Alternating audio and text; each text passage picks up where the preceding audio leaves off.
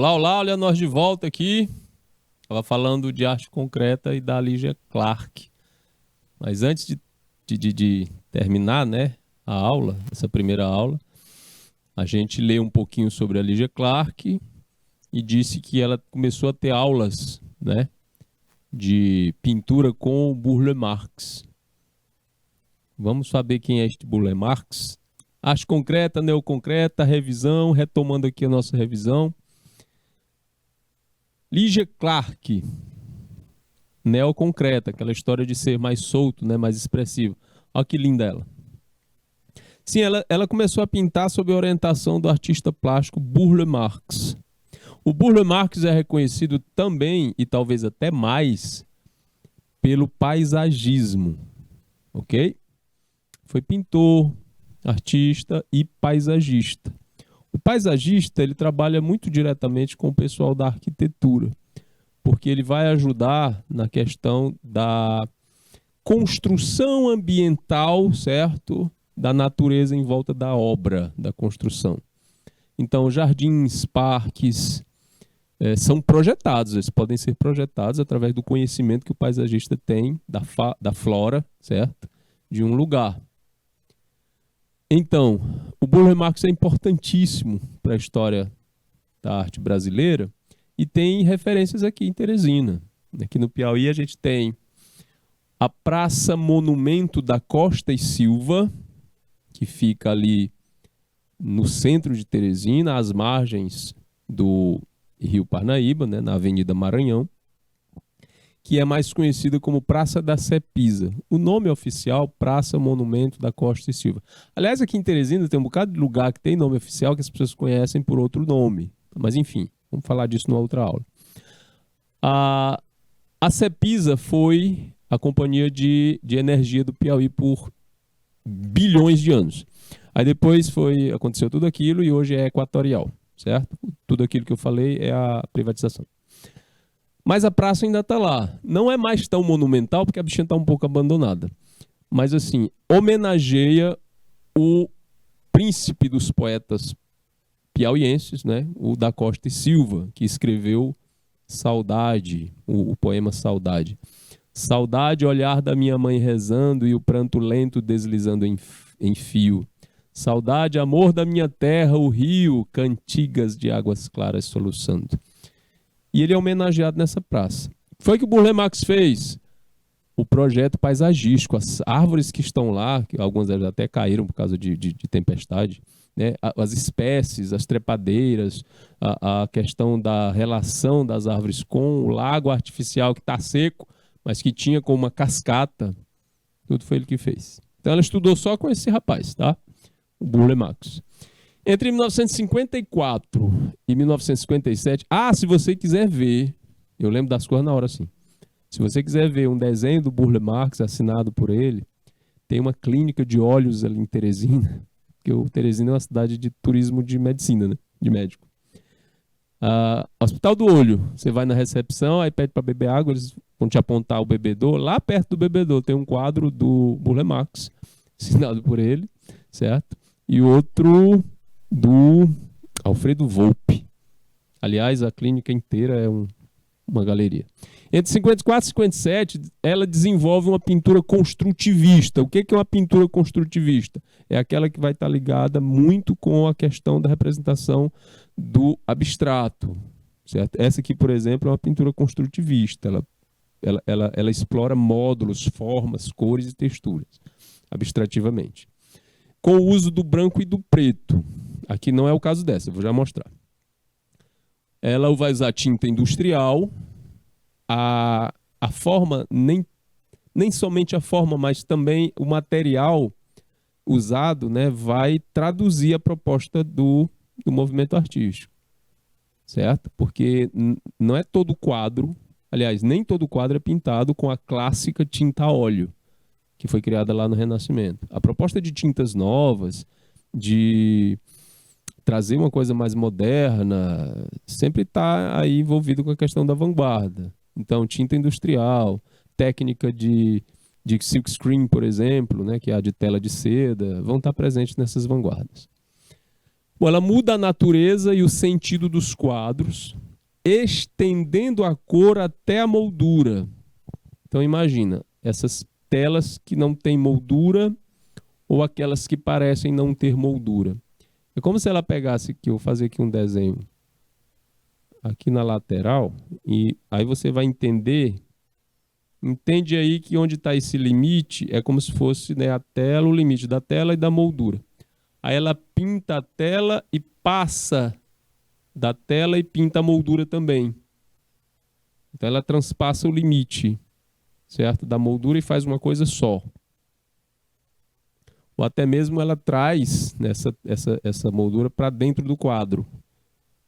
É o que ela vai chamar de linha orgânica, uma característica de vanguarda na pintura. Os quadros, todos os quadros tradicionais, com a linguagem barroca, clássica, neoclássica, romântica, realista, todos eles têm moldura. Moldura destacável. Quando eu digo destacável, é em termos de imagem, ela se destaca da imagem. Aquela moldura trabalhada, bonita. Bom, bonito é um termo, né, relativo, mas aquela moldura trabalhada, esculpida, certo? Na arte moderna, essa moldura ela é dispensável. Bom, é dessa época uma série de telas que ela vai fazer, chamadas de planos em superfície modulada, obras em composição de tinta industrial sobre madeira, e no ano seguinte as telas foram apresentadas na Bienal de Veneza. As bienais mais importantes, essas aí são as telas que ela fez. As bienais mais importantes, hoje em dia, são algumas na Europa, né? A de Veneza é uma delas, certo? E a Bienal de São Paulo. A Bienal de Arte de São Paulo é uma das referências para lançamento de novos artistas. Professor, o que é uma Bienal? É uma exposição, que é uma exposição artística que acontece a cada 2 anos e que tem uma proposta. A proposta principal dessas bienais é de mostrar trabalhos de artistas já consagrados ao lado de trabalho de artistas que estão começando. Então, esses artistas iniciantes, eles são convidados para mostrarem os seus trabalhos nessas bienais. É qualquer um que vai? Não, você passa por uma bancada, você passa por um crivo de críticos que te convidam. E eles te convidam depois que chega até eles o teu trabalho em outras exposições, né, ou através de rede social, enfim, hoje em dia está mais rápido, certo? Então ela foi convidada para participar da Bienal de Veneza. Aí ela leva esses 2 quadros aí, entre outros, que é chamado de, professor da memória ruim, planos em superfície modulada. São planos em superfície modulada pintados com tinta industrial. Aí você olha e diz assim, professor, estou vendo nada demais aí nesse quadro. Umas formas, uma tinta, uma cor. Eu também fazia. Claro, eu faria, você fazia, não tinha problema nenhum. O problema é, cadê que tu pensou na hora e no dia para fazer? Cadê que tu estava estudando, tendo experiências com as visões artísticas, pesquisando, analisando e propondo coisa nova? Tinha que estar fazendo isso. Não é assim de uma hora para outra. O mercado de arte, ele nem sempre trabalha com a questão do famous, né, do famoso, do que está bombando, certo? Mas ele pode mostrar trabalhos que do nada eles parecem uma coisa muito simples e depois eles estão lá revolucionando a questão da estética. E outra, por que a gente geralmente olha para esses quadros e pensa assim? Porque essa simplicidade, essa questão do modular, de apresentar linha apenas, forma, geometria, ela já é mais da nossa vibe, ela já é mais aqui da nossa vivência, porque já passou bastante tempo. A gente está falando aí de década de 50. Então, de 50 para cá, ora, gente, de 80 para cá mudou tanta coisa. Em 1989 eu ainda ouvia fita cassete no Walkman. 89 está bem aí, tá nada, faz tempo, mas enfim. Imagine de 50 para cá. Então essas referências todas que a gente tem de modernidade, né, de linhas mais abstratas, de coisas mais limpas, né, de informação mais nessas propostas aí abstrativas, elas são novas, elas começaram a chegar aqui para nós, do povo, no final dos anos 90, que elas invadiram a TV, né? Elas foram começando a estar mais nos nossos cadernos de anotação, na nossa roupa, nos estampados, certo? Em 1974, quando eu tinha 2 anos, o meu pai ainda usava calça boca de sino estampada de flor. Sim, o auge dos anos hippie, certo? Então é por isso que a gente olha e diz, não estou vendo nada demais, porque a nossa bagagem cultural, visual, já está inundada dessas informações. Na época, era absurdamente inovador. Era novidade. Era um exercício exploratório diferente. Ok? Por isso estava fazendo história lá naquele momento. Tá certo? Lembrar aqui de novo o nome. Planos em superfície modulada da... A gente está falando de quem? Lígia Clark.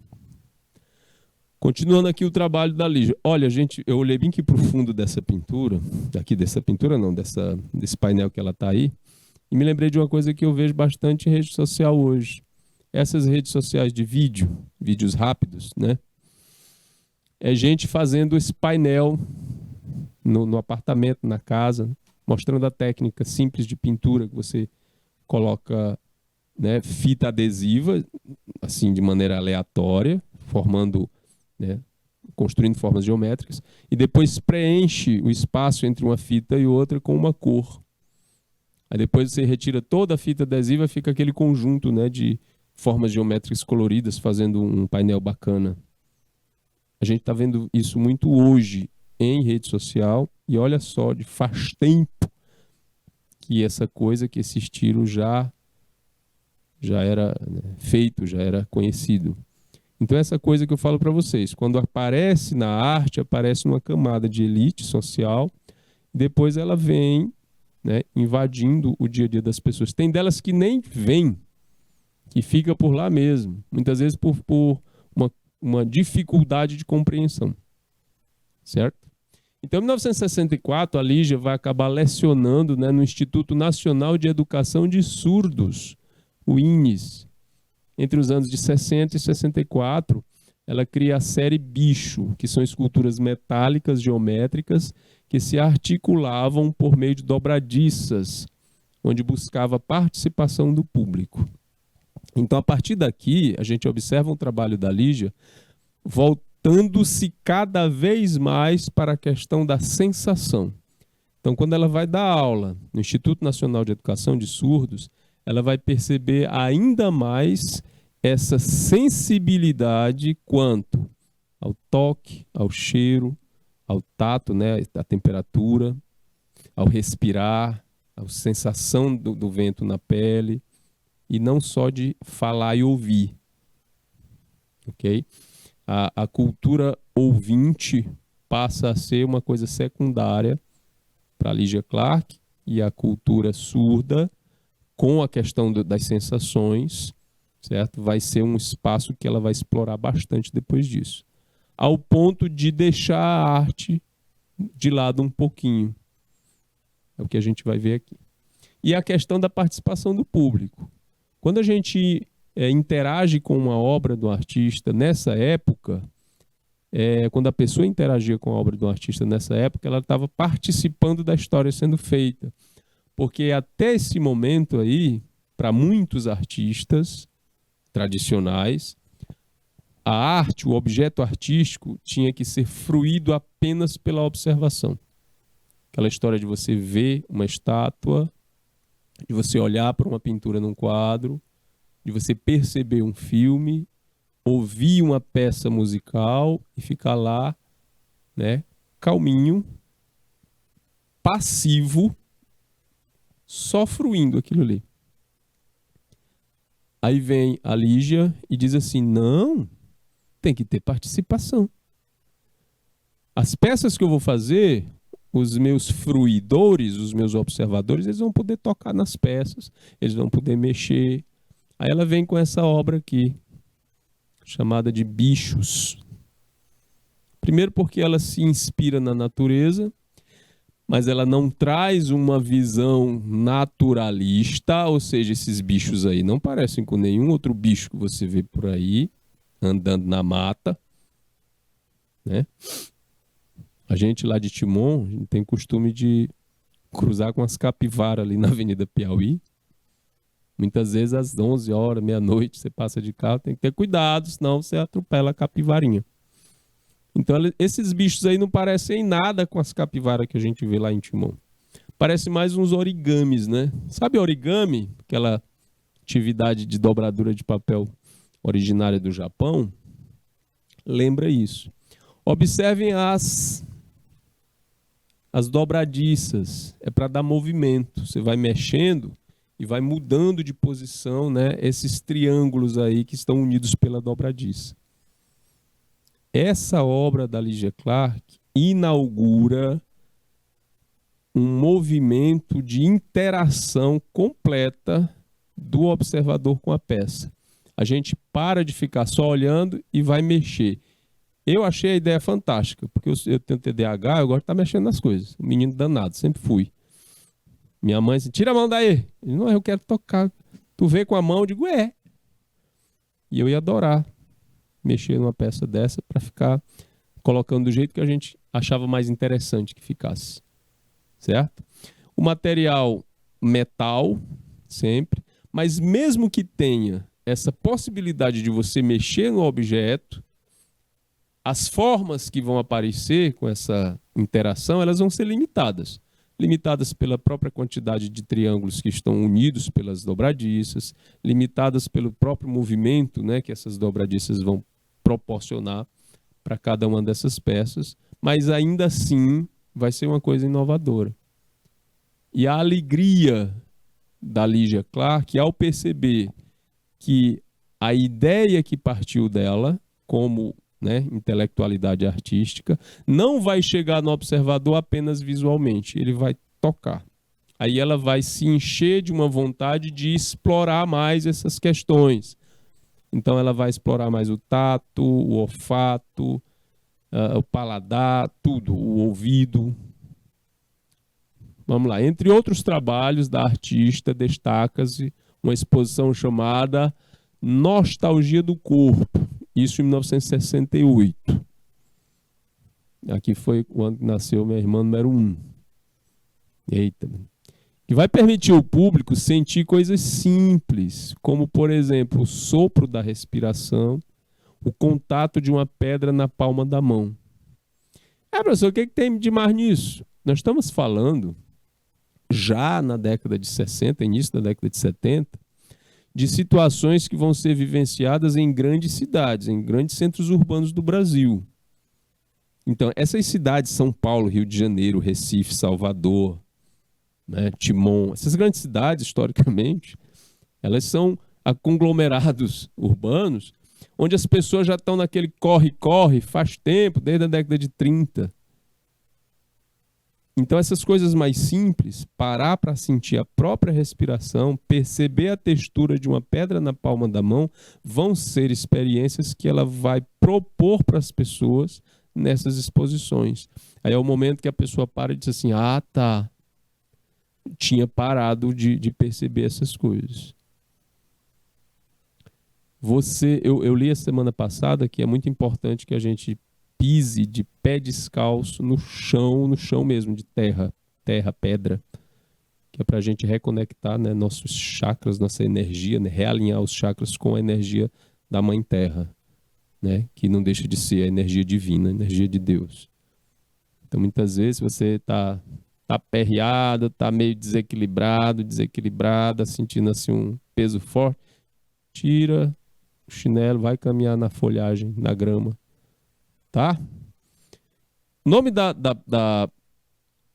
obra dela aí, da experiência, chamada Casa é o Corpo, Labirinto. Vai ser uma estrutura de 8 metros, que possui 2 estruturas laterais, e o centro é um grande balão de plástico, com as extremidades fechadas, com elásticos, onde as pessoas podem percorrer e ativar diversas sensações. É outra proposta da Lígia Clark, que ela vai lançar nessa experiência de propor às pessoas, olha só, propor. Ela não se denominava lá no início como propositora, propor às pessoas essas experiências também. Para a gente que nasceu mais aqui, não estou falando dos dias de hoje, porque em termos de crescimento, Teresina já está bem grandinha. Uma cidade de médio porte aí, há anos tentando chegar a 1 milhão de habitantes, vai chegar rapidinho. Essa geração de agora é uma geração que já está com uma vivência urbana bem edificada, certo? A minha geração ainda pisou na terra, certo? Ainda fez algumas coisas aqui em Teresina quando a cidade permitia fazer isso. Mas eu já dando aula para adolescentes hoje, percebi que alguns deles já estão naquela cultura de apartamento, de não saber nem como é que é um pé de tomate, ou confundir tomate com batata. Sério, já aconteceu isso. Mas enfim, isso traz o que para a gente? Um distanciamento dessas vivências sensoriais, certo? Que são próprias da gente. E a Lígia traz essas propostas. Outro que vai fazer isso é o Elliot Sica, vai aparecer já já o nome dele aqui, ok? Isso nasce da onde? Daquela necessidade lá no início do concretismo não ser tão sisudo, tão lógico, certo? Aí o neoconcretismo que vai trazer essas situações aí. Bom, de volta ao Rio de Janeiro, a Lígia Clark faz o quê? Vai se dedicar ao estudo das possibilidades terapêuticas da arte sensorial. Olha só. Ela vai vendo que a coisa é mais aprofundada, é possível ser mais aprofundada, essa questão do sensorial e da arte. Então ela vai explorar as possibilidades terapêuticas disso. Com essas exposições que ela fez, que a gente viu aqui no slide anterior, né? A casa é o corpo, labirinto e nostalgia do corpo, ela vai percebendo que essas que essas experiências têm características terapêuticas. E essas possibilidades terapêuticas vão ser estudadas por ela, né? Através da arte sensorial e dos objetos relacionados. Então ela passa a dar consultas terapêuticas particulares entre 78 e 85, considerando seu trabalho definitivamente alheio à arte e próximo à psicanálise. Então ela migra de um lugar para outro, através dessas experiências. Interessante, né? Então, a obra da Lígia Clark ganhou reconhecimento internacional, e não era para menos, com retrospectivas em diversas capitais internacionais. Então, no mundo todo foram feitas exposições homenageando, né, lembrando do trabalho da Lígia Clark. E ela falece no Rio de Janeiro, no dia 25 de abril de 1988. Esse foi o trabalho da neoconcreta Lígia Clark. Outro nome expressivo dentro da proposta neoconcreta e concreta, né, é o Amílcar de Castro. Eu vou me arriscar a dizer que o Amílcar é mais concreto que neoconcreto, mas enfim. Uma pequena linha aí do tempo nele, né, sobre a vida dele, entre 1920 e 1935. O que acontece? Aquelas coisas de sempre. Primeiro a pessoa nasce, e aí o que aconteceu com ele em junho de 1920, na cidade de Paraisópolis, em Minas Gerais. Ele era filho de um juiz desembargador, o Amílcar Augusto de Castro, e a dona Maria Nazaré Pereira de Castro. Esses profissionais, e por causa do trabalho, principalmente do pai dele, né, acontecem deslocamentos. E aí a família tem que morar em diversas cidades, até que eles se instalam definitivamente em Belo Horizonte, em 1935. E a partir de lá, o Amílcar começa os seus estudos, os seus referenciamentos sobre a arte, né, as faculdades em torno desse processo aí. Entre 71 e 90, entre 1971 e 1990, o que acontece com ele? ganha a bolsa da Fundação Guggenheim mais uma vez. Olha o bichinho, ganhou uma bolsa, mas não foi qualquer bolsa não, e nem foi só uma vez. Gente, a Fundação Guggenheim é uma das mais importantes como é que eu vou dizer, né, do cenário artístico mundial. O Museu Guggenheim, onde ele está, geralmente é um dos museus mais importantes do lugar onde ele se encontra. Então tem Museu Guggenheim em Nova York, Museu Guggenheim em Bilbao, na Espanha, tem Museu Guggenheim no Rio de Janeiro, tem museu em todo lugar do mundo. E a proposta de curadoria desse museu, de arte, né, é sempre a questão da valorização das vanguardas artísticas, né, da arte moderna. Então ele ganha uma bolsa mais de uma vez, entre 71 e 90, retorna ao Brasil e decide morar em Belo Horizonte. Dá início à sua carreira como professor, dando aulas de escultura e artes na Fundação de Artes de Ouro Preto e na Escola Guignard, onde veio a ser diretor. Durante as décadas de 70 e 80, ele continua lecionando escultura, desenho, teoria da forma e composição na Faculdade de Belas Artes da Universidade Federal de Minas Gerais. Olha só, ouvindo aqui, me lembrei das matérias que a gente estuda, né? Escultura, desenho, teoria da forma, isso aqui é uma dor de cabeça. Composição, que a gente pensa que é fácil, organizar os objetos no quadro, né? na escultura. Em 1973, ele retoma os trabalhos de desenho, que antes eram projetos de esculturas e agora passam a ser trabalhos independentes. Como assim? Era escultura? Não, porque assim, toda escultura precisa de um estudo, e esse estudo é feito com desenho. Você projeta, né, as esculturas através de desenhos. Então ele fez um monte de desenho que era para ser projeto de escultura, em 73. Aí ele depois abandona os projetos de escultura para esses desenhos e usa apenas como trabalhos independentes, desenhos independentes. E eles vão ficar conhecidos do público, né, até 1976.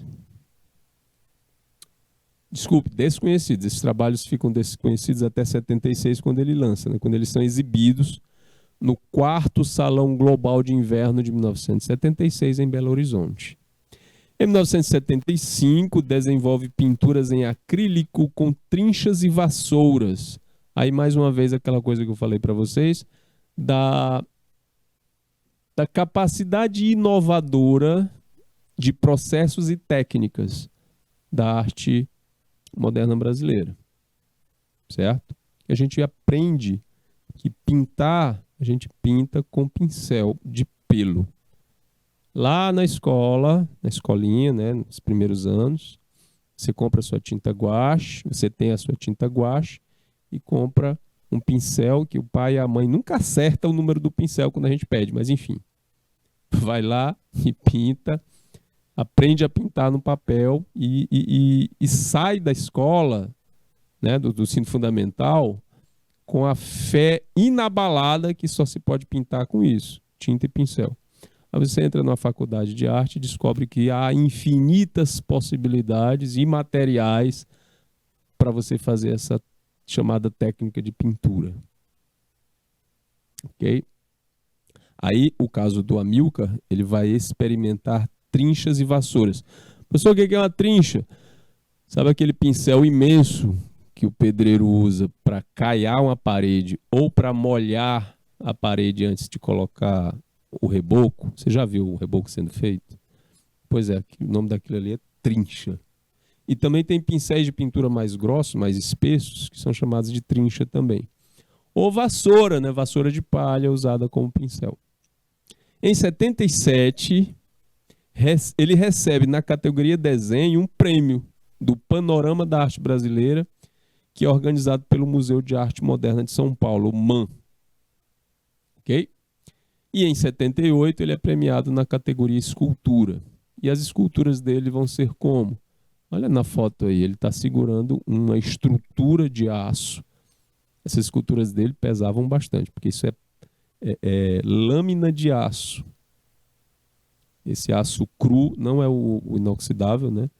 O aço cru, que é aquele de estrutura mesmo de construção, né? De muitas pontes metálicas e estruturas maiores, que elas vão tendo essa cor de ferrugem, mas elas não estão exatamente enferrujadas, se deteriorando, não é isso? Elas passam a vida aí, talvez comecem a se deteriorar, sei lá, depois de uns 100 anos, eu não sei, enfim. Dependendo também das intempéries, né? A pobre da ponte metálica daqui que liga Teresina a Timon, que o diga, porque passou por um monte de reforma por causa da acidez, pasmem vocês, né? Da urina das pessoas. Que muito na década de... aquela ponte é de 1936. Ela foi construída, trazida para cá, pedaço por pedaço, ribite a ribite da Alemanha. E veio uma pessoa junto, um alemão junto, um engenheiro alemão, né, para montar. E de lá para cá, as placas são trocadas, vira e mexe são trocadas porque vão se deteriorando, principalmente com a questão do ácido da urina do povo lá. Mas enfim, tá aí. Essa proposta formal aqui do Amilcar de Castro vai ser uma constante. Não espere uma escultura do Amilcar que lembre alguma coisa própria da natureza. Vai ser só esses modulados aí, porque a gente está falando exatamente disso, de arte concreta e neoconcreta. Então ele recebe esse monte de prêmio e passamos a falar agora da Lygia Pape. Ah, não vai confundir com a Lygia Clark, tá? Se bem que não tem como. Quem foi Lygia Pape e sua arte, né, como experimento dos sentidos? Ah, professor, o senhor disse que a Lygia Clark também fazia esses experimentos do sentido. Gente, é só o nome, ó. Acho que não dá para confundir, não. Clark com Pape. Sei lá, professor, não é nem de repente. Cuidado, leia o nome antes. Tá vendo essas criancinhas aqui com esse lençol imenso, as cabecinhas de fora? Aqui é uma proposta estética da Lygia Pape e a questão do experimento dos sentidos. Vamos já entender esse processo aí. Já eu volto. Com ele, né? Bom, tá aqui a bonitíssima Lygia Pape, nascida em 27, falecida em 2004. Foi um dos principais nomes da arte brasileira contemporânea, criativa e habilidosa, era artista neoconcreta e vai deixar um legado único. O seu trabalho não só questionou a estética da abstração geométrica, como enfatizou os sentidos e a interação do público. Vai fazer algo parecido com a Lygia Clark, explorando o sentido e a interação do público, ok? Acho que era uma coisa assim, de uma preocupação constante, tanto dela quanto da Clark, de fazer o público participar. A grande novidade era essa interação. E a grande felicidade delas, enquanto propositoras, era estar proporcionando essa interação. Certo? Senão não tinha realização para elas. Essa participação do público foi fortemente representada por meio de Pape nessa obra aqui, Divisor, 1968. Que obra é essa? É esta. Divisor. Essa daqui, na verdade, é uma releitura, é uma reconstituição da obra original. Eu vou já explicar por que essas crianças estão aí. Então, essa obra chamada Divisor é um dos trabalhos mais emblemáticos da artista. Contando com um grande tecido branco, com furos dispostos para as pessoas colocarem suas cabeças, essa performance buscou retratar a liberdade pessoal dentro da sociedade. Você acha que é livre na sociedade? Você acha que é absolutamente livre? O que é liberdade? O que é absoluto? Haveria realmente uma liberdade absoluta ou a sua liberdade é controlada dentro da sociedade? Aí você olha essa imagem e percebe. Essa imagem aí foi feita, uma fotografia feita a partir de uma ala de escola de samba, uma ala infantil, em que o carnavalesco releu, né, restaurou, ressignificou a obra Divisor, né, da Lygia Pape. Do mesmo jeito, um tecido grande, com espaço para as pessoas colocarem as cabecinhas do lado de fora. Então, o que a gente tem aqui? O tecido representa o que a gente vai chamar de malha social.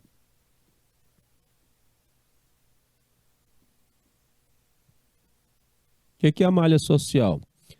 Você, enquanto indivíduo dentro de uma sociedade, certo? Você faz parte dessa malha social dentro das suas vivências, em família, no trabalho, na escola, na sua como é que chama? Profetizando, falando da sua fé. Hoje eu estou professando, pronto. Eita, professor. Professando a sua fé. Todas essas partes, todos esses canais, é você na sociedade. E eles puxam você para um comportamento, para um posicionamento. A sua fé lhe puxa para o que você acredita e você defende. Não pode atacar, porque aí não é fé, né? É cegueira. Você defende e vivencia a sua fé. O seu trabalho lhe puxa para um comportamento profissional, de horário. Tem que estar na hora, tem que sair na hora, tem que fazer direitinho, produzir. Senão, cadê você enquanto profissional crescendo? Não tem. Na família, você tem o seu papel familiar, como irmão, como tio, como marido, como esposa, como primo, como cunhado. Cunhado, encosto, a mesma coisa, mas como encosto. Mas você tem o seu papel dentro da família. Então, cada um desses processos, né, dentro da malha social, te puxa para um lado e vai, de certa forma, limitando a sua liberdade. Então, essa malha social colocada pela Lígia Pape aqui traz para uma definição concreta a nossa liberdade dentro da sociedade. Cada um tem um espaço, mas se você for para muito longe, você acaba puxando o outro. Então, cuidado com aquilo que você faz dentro da sua malha social. E isso nos leva a refletir sobre essa questão liberdade. Certo? Onde ela coloca aqui. Retratar a liberdade pessoal dentro da sociedade. Você pode dizer tudo o que pensa? Pode. Nós estamos numa sociedade, né, de livre expressão. Mas cuidado. Você não pode dizer algo que vá contra a constituição dessa própria sociedade. Certo? Violências, com ideias contraditórias à existência das outras pessoas. Então tem tudo isso que é observado nesse simples lençol com os buracos que cobre essas pessoas nessa performance aí da Lígia Pape. Estão entendendo? E a participação das pessoas, das crianças aí no caso da foto e das pessoas no caso da primeira performance que ela fez, demonstra bastante isso, certo? Então, falamos, dei um algo sobre Ferreira Goulart, falei algo sobre ele. Vivenciamos aí o trabalho da Lígia Clark, falamos do Amílcar de Castro, e agora aqui terminamos de falar vamos terminar aqui falar da Lígia Pape. Bom, como todo mundo, né, ela também nasce num dia aí, dia 7 de abril de 27, no Rio de Janeiro. Se une ao movimento da arte concreta aos 20 anos. Poucos anos depois, no entanto, a artista, juntamente com os contemporâneos Ferreira Goulart, Elliot Sica, Lígia Clark, abandona o movimento concreto, né, para ser uma das protagonistas do novo e experimental movimento neoconcreto. Durante a década de 70, o trabalho da Lígia Pape apresenta um caráter voltado para a cultura pop brasileira, já que nesse período a ditadura militar, e a gente sempre está falando desse processo, porque entre 64 e 85, nosso país viveu à sombra desse tipo de governo, né, um governo ditatorial, que vai ser mansinho de 64 a 67 e que vai apertar as coisas de 68 até mais ou menos 80. Aí entre 80 e 85 ele vai abrandando de novo até desaparecer, graças a Deus, em 85. Então a ditadura militar censurava, oprimia. Eu estou dando o espaço da reflexão da palavra. E inibia, repetindo, censurava, oprimia e inibia a liberdade de expressão. Assim, por meio de vídeos e instalações, a artista criticava, de modo metafórico, o regime ditatorial. Então, até aqui a gente percebe que a arte brasileira dessa época vai travar uma queda de braço ideológico e de luta por uma liberdade expressiva com o regime ditatorial brasileiro de 64 a 85. Okay? Mesmo muita coisa passando, como a gente viu, né, no caso dos festivais, no caso da música, do tropicalismo, né, muita coisa passou pelo regime militar sem que eles percebessem, né, e a crítica foi feita. Tem questão? Tem, mas antes a gente vai terminar aqui. Lígia Pape e o movimento neoconcreto. Os neoconcretistas acreditavam que a arte não era apenas um mero objeto, mas que o transcendia, tornando-se algo novo. Assim, os artistas desse movimento tinham como objetivo criar novos espaços, nos quais as obras seriam seres vivos, com os quais fosse possível se relacionar e experimentar por meio de sentidos. Logo, uma experiência completa, as obras geralmente exigiam a participação ativa do espectador. Essa daqui é interessante, que é uma montagem, né, uma instalação, onde tem um espaço, que as pessoas vão circular por ele, né, passear por ele, e lá de cima para cá descem um feixe de fios dourados, né, de um material que não é metálico, né, e iluminados, aí dão essa impressão de facho de luz. Isso pode ser tocado. Era a proposta das pessoas de passear e tocar nesses fios como se estivesse tocando na própria luz. Aí vai aquela vivência de cada um, a experiência que cada um vai levar e guardar para si nesse processo aí. Certo? Então a participação do espectador ainda vai ser até o final uma busca dessas duas neoconcretistas, Lígia Clark e Lígia Pape. Certo? Esse tipo de construção é chamado, esse tipo de obra é chamado de instalação. Quem inventou essa história de instalação? Menino, e não foi o Hélio Oiticica com a instalação Tropicalia? A gente falou dela aqui. Vamos analisar questões? Acho que eu trouxe aqui umas 15. Não, 15 não, mas bastante. Essa primeira questão. As diretrizes do Manifesto da Arte Neoconcreta, publicada no Jornal do Brasil em março de 1959, no Rio de Janeiro, propõe a exploração espacial como uma de suas estratégias, né, criativas, seja no aspecto bidimensional, seja no tridimensional, ou seja na pintura ou na escultura. Com base nos conhecimentos sobre neoconcretismo no Brasil, isso que a gente acabou de ver, e nas imagens a seguir, assinale a alternativa que indica as obras de arte neoconcreta brasileiras. Gente, quando a gente olha imagens assim, você tem um quadro, uma escultura, um outro quadro, uma outra escultura. Lembrando que concretismo e neoconcretismo, apesar do neoconcretismo procurar ser mais expressivo, mais criativo, mais solto, ele guardava as características, né, de ser abstrato, de ser concreto, né?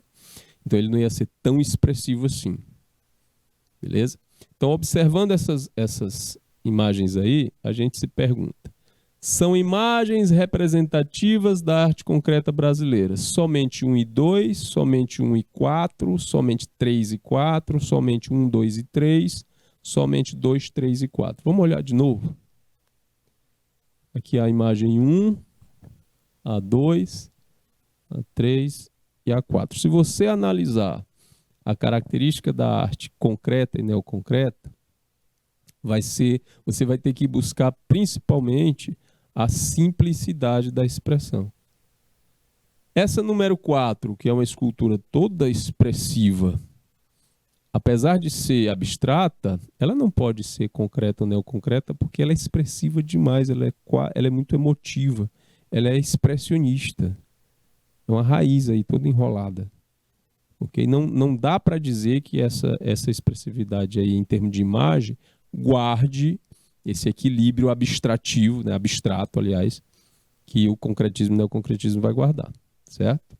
Essa outra aqui, a 3, é um pouquinho mais espalhafatosa, vamos dizer assim, em termos de representação né, da simplicidade, a gente vê aqui um multicor, uma multiforma, uma coisa que, apesar de ser abstrata, ela é simbológica.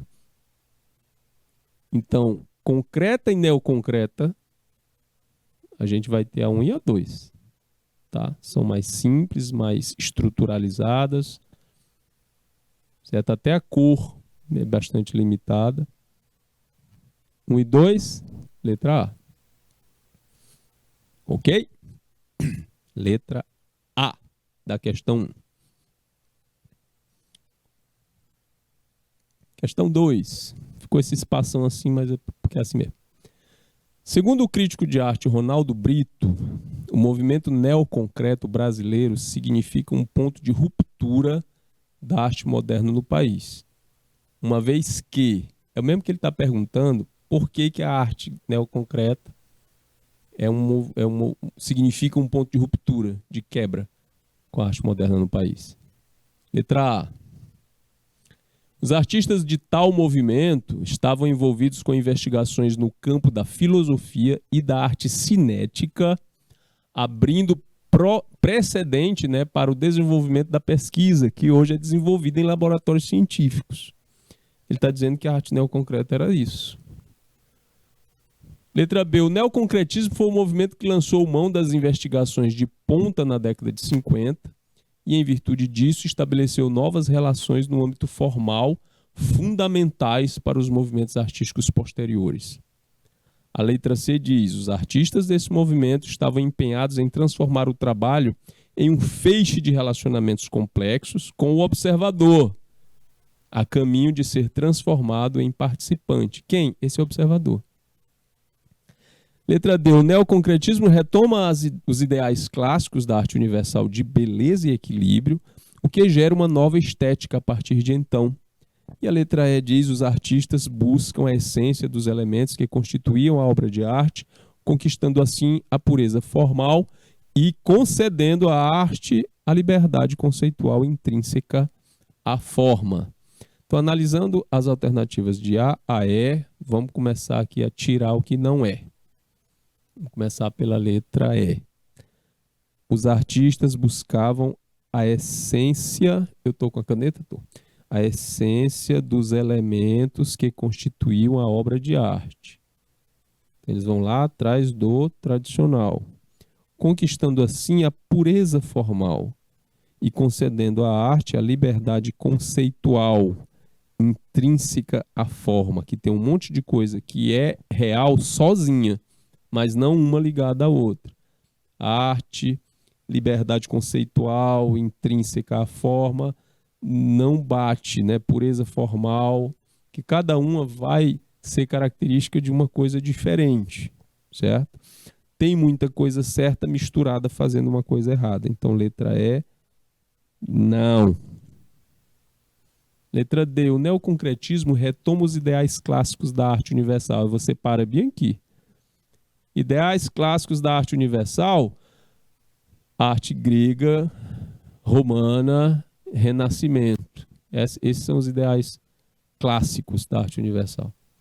Então, eles não vão trabalhar com isso, com essa proposta, certo? Nem Leonardo da Vinci, nem Michelangelo, nem Bernini, nem Caravaggio, esse povo, nenhum deles vai estar envolvido com essa proposta, certo? Então, letra D, não.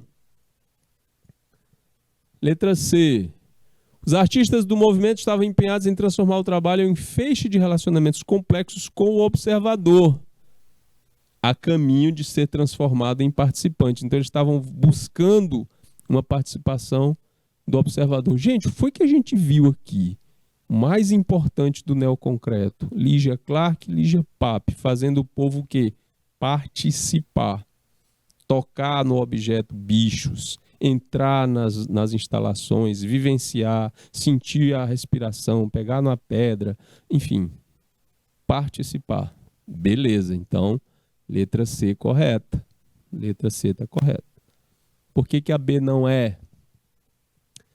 Diz que ele lançou mão de investigação de ponta na década de 50. Tipo, eles foram pesquisar coisas super, né, modernas na época E, por causa dessas investigações, vai estabelecer novas relações no âmbito formal, que são fundamentais para os movimentos que vieram depois. Não, nada disso aconteceu desse jeito, tá? Letra B não é por conta disso. E dizer também na letra A que eles investigaram tanto no campo da filosofia e da arte cinéticas, que é a arte do movimento, né, as esculturas que se mexem com o vento, enfim, que oscilam, tá?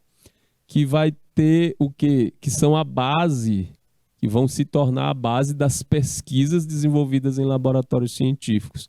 Uma coisa não tem nada a ver com a outra, certo? Letra A, não. Então, correto, letra C. Tem outra? Tem. Tem tempo? Tem tempo. Em 1961, Lígia Clark ganhou o prêmio de melhor escultura nacional na Sexta Bienal de São Paulo com a obra Bichos. Ela deve ter ficado muito contente, né? Que constitui uma série de objetos articuláveis, como eu já mostrei para vocês. Com base nos conhecimentos sobre os bichos e a obra de Lígia Clark, considere as afirmativas a seguir. Feito em metal, o material utilizado em bichos permite que o plano seja dobrado, assumindo uma busca da tridimensionalidade e deixando a obra mais próxima do próprio espaço do mundo. 2. Desde que Lígia Clark arrebentou a moldura, invadindo o espaço circundante, sua obra passou a ter grandes dimensões, obrigando-a a utilizar mão de obra especializada da indústria metalúrgica. 3. A possibilidade de manuseio pelo fruidor dessa obra, a obra Bichos, dependia de inúmeros fatores que nem sempre os museus e as galerias permitiam, o que pode ter dificultado maior acesso a ela. E 4. Nessa série, os planos de metal são unidos por dobradiças. E apesar de parecerem permitir uma infinidade de movimentos, não podem ser movidos em todas as direções. Assinale a alternativa correta. Somente a afirmativa 1 e 2 são corretas. Somente a afirmativa 2 e 4. Somente as afirmativas 3 e 4 são corretas. Somente a 1, 2 e 3. Somente a 1, 3 e 4. Então, o que é? Se a gente olhar bem aqui, essa terceira não está certa. Ok? A Lígia Clark também não precisou. A possibilidade de manuseio pelo fruidor dependia de inúmeros fatores. Ok. A Lígia Clark não precisou dessa mão de obra especializada da indústria metalúrgica. Precisou? Por causa das grandes dimensões? Para poder fazer? O que vocês acham? Foi ela que fez? Ela mesma cortou as peças e colocou tudo, né? A gente sabe que feito de metal era. A 1 está tratando bem disso, certo? E aí assumindo a busca da tridimensionalidade, deixando a obra mais próxima do próprio espaço do fruidor. Tá, ok? E a 4ª, a gente também percebe aí essa série de planos, né? Com dobradiças do jeito que... E tinha a limitação, certo? Então, se a 3 não está correta e se a 2 e a 1 estão, e a 4ª tem toda uma coisa para estar também, qual é a alternativa que tem 1, 2 e 4? 1, 2 e 3. 3 não está. Então, C, D e E não entram. Aí a B, somente a afirmativa 2 e 4 são corretas, só a 1 e 2 são corretas. Gente, vamos voltar aqui para analisar isso direito. Tem tempo. A 3 não está. De jeito nenhum. Então, C, D e E a gente descarta.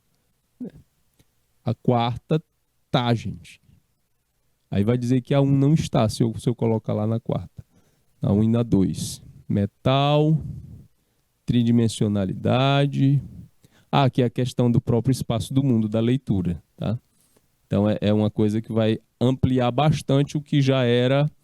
Eita, eu quase passo dessa. O que já era, certo? O que não pretendia. Então, não é o próprio espaço do mundo, é outra coisa. ok? Então 2 e 4 vai ser o quê? Letra B. E o suor descendo na testa. 2 e 4. Eita, tio. Quarta questão. Tem 1 minuto.